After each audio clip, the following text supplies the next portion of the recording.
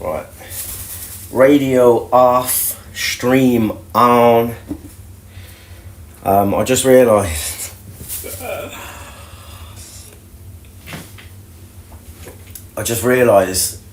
I was cleaning my teeth in there. I was telling you about how I've got receding gums, but that's basically because of hard brushing. And I just rewatched that video and I'm just like, but it is a extra soft brush, which enables me to do that. Just in case you're wondering.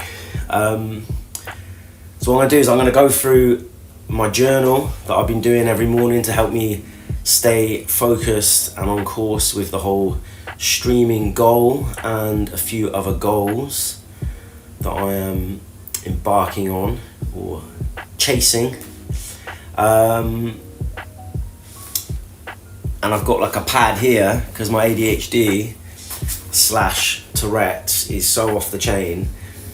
I've just got like a little thing here about, so if I get stuck on what to talk about or I'm thinking, because I want to do like a bit of a longer stream, I can come back to the pad and I've got a few things to get my memory going, so I don't get lost, so we can sort of keep it, because I am apparently so chaotic, but in a good way, hopefully. So that's that. This is Fonzie. Say hello, my boy. He doesn't really say a lot, but he's 20 years old. I've had him 20 years, 21 this year, big 21st birthday. Isn't he, my little boy? But he doesn't say a lot. He just sort of talks fluent parrot, and but we understand each other, which is the main thing. But he flies and stuff. Look. Yeah, Fonzie. Good boy. So he gets his exercise. Good boy. Right. Let's just check we're rolling because I've done that before. A Shooter McGavin or Leroy. Shooter McGavin, legendary film, Happy Gilmore. I was thinking about that the other day actually. I was quoting it the other day. Right, yeah, so this is my journal. So what I like to do is I'll move stuff over to the next day that I didn't complete yesterday. Yesterday was Sunday, so I'm not going to be too hard on myself. But I didn't get my run in because that was cancelled in the morning. I had a 10k. Well, it's just over 10k. It's like hill sprints, and then we run over to the Devil's Dyke pub, just at the top of Brighton, up on the downs. We run there and back to my mate's farmhouse on a Sunday usually, but it was so icy, and I've got a motorbike. I got a T-Max, and I think it would have struggled to get up some of the way, so it's probably a good job that he called it. But I think maybe that was even why he called it, because he knew I would have tried it anyway, because I'm crazy. So yeah, we didn't get the run done, but I did get the sparring done at 11. Sparred my mate Seb Hallett, five 2-minute rounds with him, and I clipped that, so we're doing that. Yeah, I saw Ronan, done that. Agency work, yeah, I've been looking at trying to get some like extra work and stuff just to keep the money ticking over until I go to Thailand. Photograph closed, didn't do that. So today, I'll write down that in today's, so agency work. I've got a tattoo tomorrow, 2:30, Chinese dentist with Amy over at SMB Tattoo. They're one of my boxing sponsors. So she's doing me like a little Mickey Mouse tattoo, like with a twist, of course. So that's the weekly overview. So in there you put what you want to achieve in the week. Comics. So basically, I'm selling up all my stuff and leaving Brighton. I've been in Brighton for like 13 years, just over 13 years, and it's just time for a change of scenery. I think I said in 2023 I don't want to be here in 2025, or at least for as much of the year as possible. So, do you know what I mean? Manifested this one, biatch. So I'm getting off. I put in a lot of money into my comics when I was doing quite well during COVID. So basically I had a recruitment business. I was in recruitment for like over 10 years. I went to uni. I'd done a degree in physical education. Long story short, come out, graduated with my degree in physical education, but not my qualified teaching status. But that's a long story. That was bullshit. And then I got into recruitment. I was in recruitment for about 10 years, but for 4 of those I had my own business, Cannon Street Resourcing. Closed up the business. I just got bored, just working in an office on my own all day, hammering the phones. Quite a sociable person. It just ran its course. Again, ADHD. I was like, been there, done that, got the t-shirt, what can I do now? So I left recruitment, closed up the business, no debts, paid off all the corporation tax, all that, just, you know, dot the I's, cross the T's, done all that properly. Come out of there, and then I was like, right, what do I do now? So I got a job in Urban Outfitters. I was doing like the PPS, had my little work crush, that was good fun, just while I figured things out. And then I was still boxing. I've been boxing all this time, amateur boxing, so boxing's always been the goal. So boxed amateur for 7 years, so all this is going on during all the recruitment and all that. Well, I've actually about 10 years total now, 10 years total boxing. But I boxed as a junior as well, and I boxed at uni a bit. I boxed my twin brother at uni. But then when I got down to Brighton, I started taking it more seriously. It's an amateur. And I won a couple of Southern Counties titles. I won one at 60 kilos, one at 63 kilos.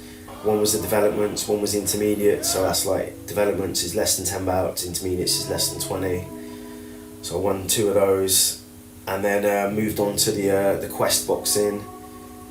So unlicensed, semi-pro, whatever you want to call it, but you can call it what you want. You know, the standard of boxing is as good as those 2 people in the ring. That's the standard of boxing you're watching, you know.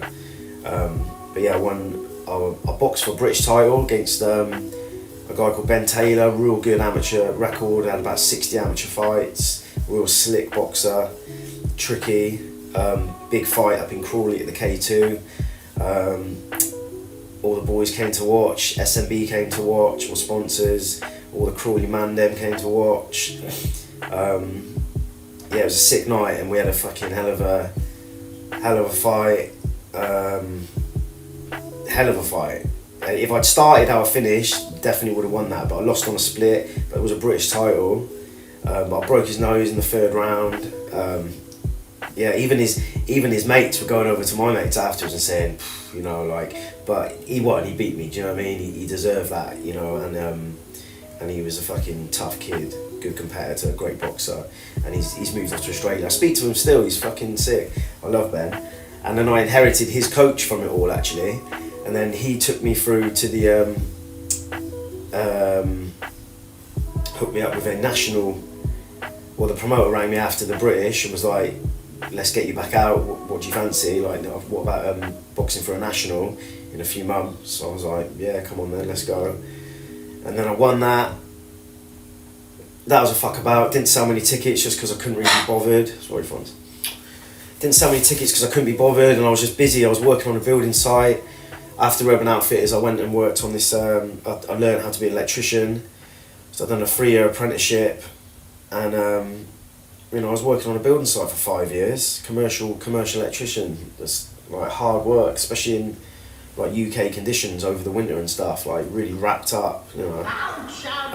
But yeah, I remember he rang me, I was on this fucking cold building site, and he was like, yeah, let's do this thing, and I was like, alright, but obviously I put so much energy into the British thing, and I'd lost it, and I was like, do you know what, I'm just going to go and do this, turn up, see what happens. But and they'd had all these pull-outs and stuff. Opponents always a pull-out. Opponents are always pulling out. And but in the air. And then the guy was meant to be boxing. So I'm training and I'm thinking this young sort of 20-something guy, knew a bit about him. And then on the Friday he dropped out. Like had a seizure or something apparently. You know, fuck knows. But then And I weighed in the next day, went over to Chichester to weigh in, and he's like, got some news for you. And I'm like, what? He's like, he's pulled out, he's like, but don't worry, they got you someone else. I was like, who? And they were like, oh, he's, don't worry about it. And I was like, well, who is he? And I looked on this fucking sheet on the door, and it was like Jose something. And I was like, well, he sounds fucking hard. Do you know what I mean? Just looking at his name, I was like, brilliant. He's from Nicaragua. He'd had like fucking 50 pro fights or something, So I was like, this is going to be an interesting one. And it was. And it was a good fight. But I won the national. Come on. And pulled that off, pulled that out of the bag. So, and then I boxed for a prize fight, like winner takes $1,000. You had 2 fights in an afternoon. It was like a Grand Prix over at Crystal Palace Leisure Centre in London, and I was battering this kid, and then my fucking chest, I pulled my something just went, and when I said I was battering him, it was a minute. He didn't land a glove on me. I was getting him out of there, because that was the plan. Get him out of there, went up with my mate Tiernan, get him out of there, and then get on to the next one fresh, do you know what I mean? So you're good for the final. So the plan was, it was working, I was all over him, and I threw another overhand right. I threw one overhand right, and I was like, right, I felt something. You see me in the video, sort of do this. And then about 30 seconds later, I throw another one, bounce off the top of his head, and then on my chest, I just feel it just rip. And I like yelp, I'm like, like that, and the ref just sees me straight away, and he's like, you alright? And I was like, fuck, and I just knew I couldn't continue.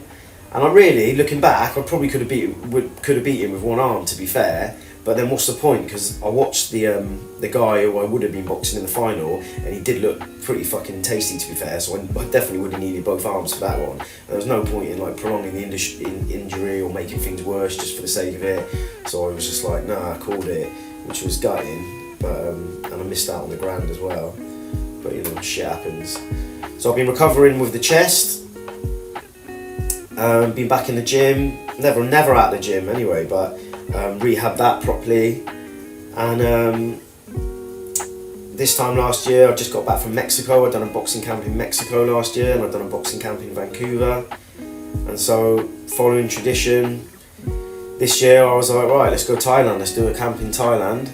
So I'm selling all my stuff. Things are pretty tight around here though, and I'm getting sick to death working as an electrician on a building site. So I was like, fuck it, let's do the streaming.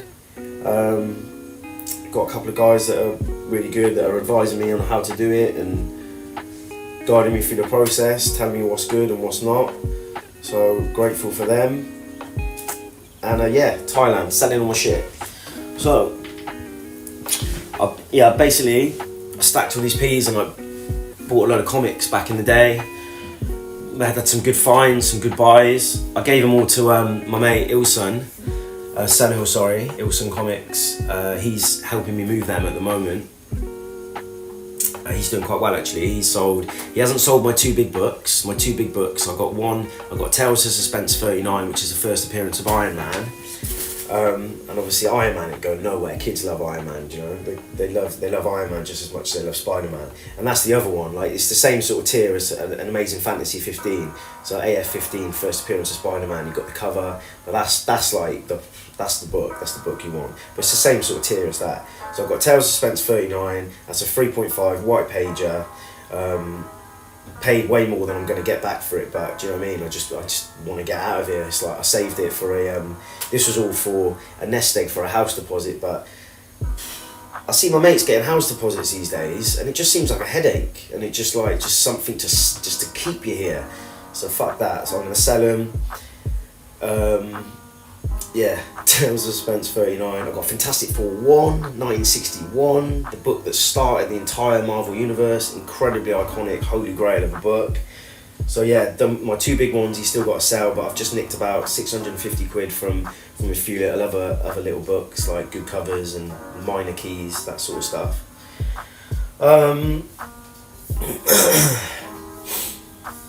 So that's the comics. I've got one here actually. Funny that. I forgot to take this one with me. I forgot it was in my wardrobe because I put them up on my wall. And pardon me. And this is a DC.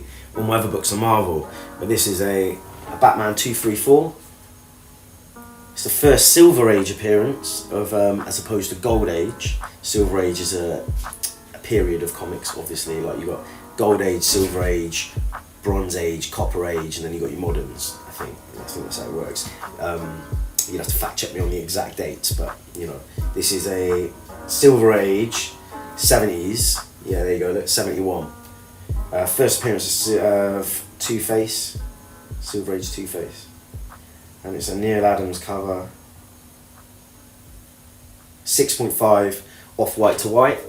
So the pages here, so you've got off-white to white. So the page quality, you've got white pages, off-white to white, white pages, off-white to white, cream to off-white, cream, you know, and they go down like that. I've even got one in that I'm not selling. It's got brittle pages, but it will denote the page quality as well as the number, which is out of 10. So that's a 6.5 out of 10. So it goes 0.5, 1, 1.5. A 0.5, you get a 0.5 if a book's missing. I've got one actually. If a book's missing a page, it gets a 0.5 basically. So this is Black Cat Mysteries. This is a Lee Alias cover. He did some sick covers. I had one of his most famous books, Black Cat 50. He does the cover of that, and this guy's face is like melting and shit. It looks quality. But I like this one. It's just a cheap one, just good for the wall, and it's just like fitting. Guy with the oil and that. Page ain't missing. Look, this is 1953. Black Cat 44, 0.5 off-white to white pages. But look at the back. New styles demand smooth, flat tummy. You know, some things never change, eh? So that's that. Ooh. Yeah, I need to sell this one. Yeah, Batman 234. But that's about 300 quid, 400 quid, I think. Again, look at the back of that. Interesting things, comics. Hell of a lot of money in them. There was The Amazing Fantasy 15, which it was a 9.6, and bear in mind that was a comic I mentioned earlier, like the Holy Grail of comics, that AF 15. Like back in the day during COVID, I think it went for like 3.6 million for a comic book, and you know, those sort of numbers aren't uncommon, unheard of. It's a big old industry. Alright, what else we got? So we've got a plan. We've got a solid plan, a solid get out of the UK plan that we're executing at the moment. There's lots to do, which being sober helps. I've spent, you know, all these years with you could say a fair few addiction problems, to be fair. But I'm 12 days sober since January. California sober, that is. And that's helping me stay on the path. You know, keep on my grind. Wake up, right? What we doing today? What we doing today to get out of here? You know, what's next? What's in the journal? So even talking like this and talking to you, it's like therapeutic. Do you know what I mean? It's cathartic. You know, the truth will set you free. So that is a little, sorry Fonzie, that is a little update.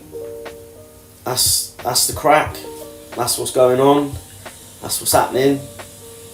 Follow me, follow my journey. Appreciate ya. Yeah, come along for the ride. Go on Fonzie, flat.